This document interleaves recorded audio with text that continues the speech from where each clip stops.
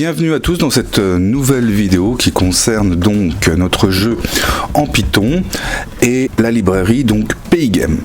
Donc la dernière fois nous étions arrêtés donc à notre joueur qui est capable de se déplacer sur un fond qui est en train de défiler. Alors ça c'est tout à fait sympathique, mais maintenant j'aimerais m'attacher. Alors il n'y a pas vraiment d'ordre dans la façon dont j'aborde finalement un petit peu la programmation de ce jeu. C'est un peu au fil de mes envies que je vous propose de le fabriquer. Donc il n'y a pas de méthode qui a été réfléchie sur la manière d'élaborer le programme. Donc là du coup aujourd'hui j'ai envie de m'intéresser à un effet visuel parce que je suis content de mon vaisseau qui est capable de se déplacer. Mais j'aimerais bien que lorsque le vaisseau se déplace, en fait le fond d'écran le suive un petit peu. Donc sur l'axe des X, pour donner vraiment cette impression que le vaisseau se déplace à droite et à gauche. Donc c'est ce qu'on va essayer de faire tout de suite.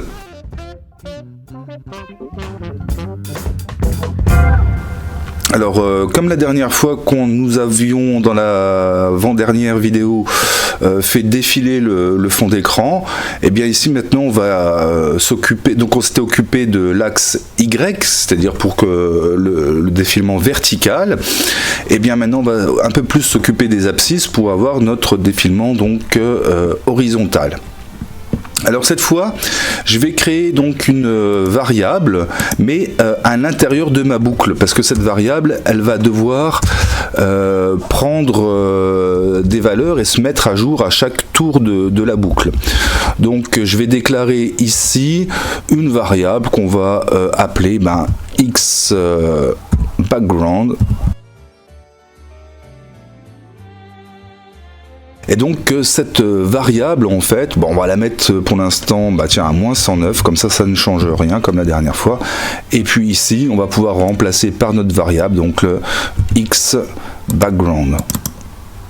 Pareil sur toutes les images, je vous rappelle qu'il y en a plusieurs. Voilà, et à la fin de la boucle, ici aussi, donc à la place du moins 109, je mets ma variable. Donc voilà, pour l'instant, bon, rien n'a changé puisque elle vaut 109. Alors l'idée c'est que suivant la position du joueur, l'idée c'est que c'est la position du joueur qui va faire varier donc la position de mon fond d'écran. Alors je vous ai préparé une petite explication. Donc voici cette petite explication. Donc déjà sur ma surface screen, donc on avait vu que cette surface en fait elle possédait un repère et que l'origine de ce repère était en haut à gauche. Donc ici on a la position x égale 0, y égale 0.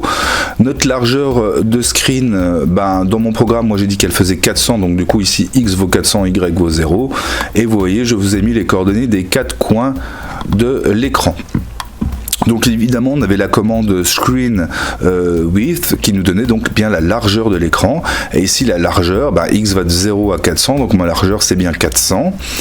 Et pour mon joueur, donc que j'ai représenté sous la forme d'un rectangle, et bien on a aussi la largeur donc du joueur avec le player width, et j'ai récupéré les informations sur sa dimension. Donc on est en 70 par 62, 70 étant bien sûr sa largeur et 62 sa hauteur. Donc du coup je me suis dit, si le joueur est en position ici 0, vous comprenez maintenant pourquoi x égale 0 ici, donc si je suis à la position 0, mon fond d'écran lui aussi va être à la position 0. Donc du coup j'ai fait un tableau dans lequel j'ai mis la position du joueur 0 et la position du fond d'écran du coup qui sera de 0. Ensuite, je me suis dit, qu'est-ce qui se passe lorsque le joueur est de l'autre côté de l'écran? Alors, quand le joueur est contre le bord de l'écran, on avait vu dans les vidéos précédentes qu'il était à la largeur de l'écran moins la largeur du player. Donc ici, j'ai fait le calcul, donc ça nous fait 400 moins 70 et on obtient 330. Et la position donc, du fond d'écran, quand je suis tout à droite, le fond d'écran lui aussi doit être tout à droite, et on a vu qu'il dépassait de 219, donc du coup je le fais dépasser de 219 de l'autre côté pour qu'il soit tout à droite. Donc ici c'est pour ça qu'il a sa coordonnée de moins 219. Ça dépend aussi de votre image de fond que vous avez, hein, mais je vous ai montré comment on pouvait récupérer cette largeur avec une commande, hein. Donc du coup, à l'aide de ce tableau, j'ai fait une fonction affine qui me permet de me donner la position du fond d'écran en fonction de la position du joueur. Donc cette fonction affine ici, vous l'avez représentée ici sur un graphique, et on obtient donc une équation de droite qui est de y, donc la position du fond d'écran, est égale à moins 0,66, x qui est la position du joueur. Et bien c'est ce qu'on va maintenant appliquer tout de suite dans notre programme. Donc la position de notre fond d'écran, qui est notre X background, on a dit que ce serait tout simplement moins 0,66 fois la valeur de la position de notre joueur qu'on va récupérer dans game.rect.x.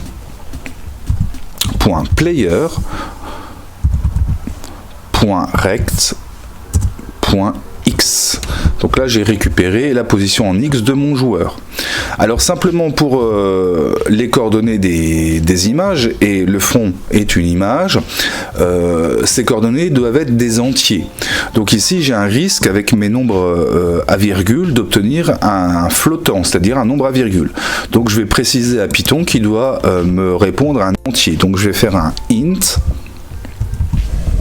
de toute cette expression. Voilà. Donc là, je suis sûr d'avoir un entier de manière à ce que le fond d'écran puisse s'afficher correctement. Alors, on va essayer de voir si ça fonctionne. Alors, je vais déplacer mon avion. Et vous voyez, ça fonctionne. J'ai bien mon fond d'écran qui se déplace en fonction de la position de mon avion.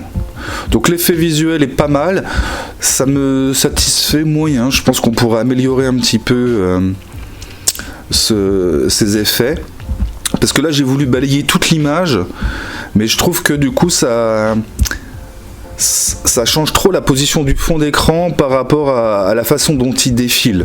Donc ce que je vous propose, c'est qu'on réduise un petit peu ce facteur. Ici, au lieu d'être à 0,66, écoutez, on a peut-être un 0,16. Là, je réduis énormément. On va voir ce que ça donne. Mais comme le fond d'écran est censé être très loin derrière l'avion, je pense que... Ouais, voilà. Moi, ça me plaît beaucoup plus comme ça. Et je voudrais aussi améliorer quelque chose. Je trouve que le fond d'écran défile un peu trop vite. Alors, je l'ai fait défiler à 1 pixel toutes les frames, c'est-à-dire 60 pixels par seconde, et c'est déjà un petit peu beaucoup. Donc ce que je vous propose, c'est qu'on modifie ça en allant modifier ici pour le Y background, on l'augmentait de 1 à chaque tour. Je vous propose qu'on l'augmente d'un dixième de ça, c'est-à-dire de 0,1, mais c'est toujours pareil. Il va falloir que ça soit un nombre entier, par contre, que nous réponde ceci. Donc du coup il va falloir aussi peut-être transformer ce Y background en un nombre entier. Alors soit on l'intègre directement dans les ici pour qu'il soit entier, pris comme un entier, donc ici, ou alors on peut peut-être le faire ailleurs. Non, je pense qu'on peut le faire que ici. Donc on va le faire ici. On va essayer de me faire un int de Y background. C'est peut-être pas très propre comme façon d'écrire. Int. On pourrait faire autrement, et je vais peut-être après choisir de modifier un petit peu cette écriture. Mais bon, l'idée c'est que ça fonctionne et qu'on voit tout de suite ce que ça donne. Int. Alors on va pouvoir vérifier si ça fonctionne.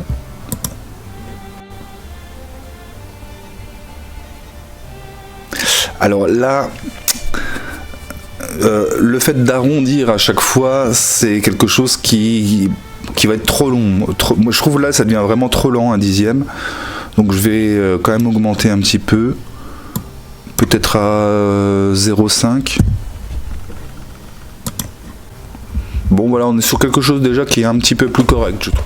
Alors vous pouvez mettre dans les commentaires ce que vous en pensez, hein, si jamais vous avez des idées d'amélioration. Et je vous propose d'essayer par vous-même de prévoir les déplacements de l'avion vers l'avant et vers l'arrière. Ça pourrait rajouter un petit peu de fun au jeu. Donc c'est quelque chose que je ferai peut-être plus tard, mais peut-être qu'il ne fera pas l'occasion d'une vidéo. Donc essayez voir de le faire par vous-même, et puis si vous n'y arrivez pas, on le fait en vidéo. Je vous donne rendez-vous sur la prochaine vidéo pour continuer notre jeu en Python.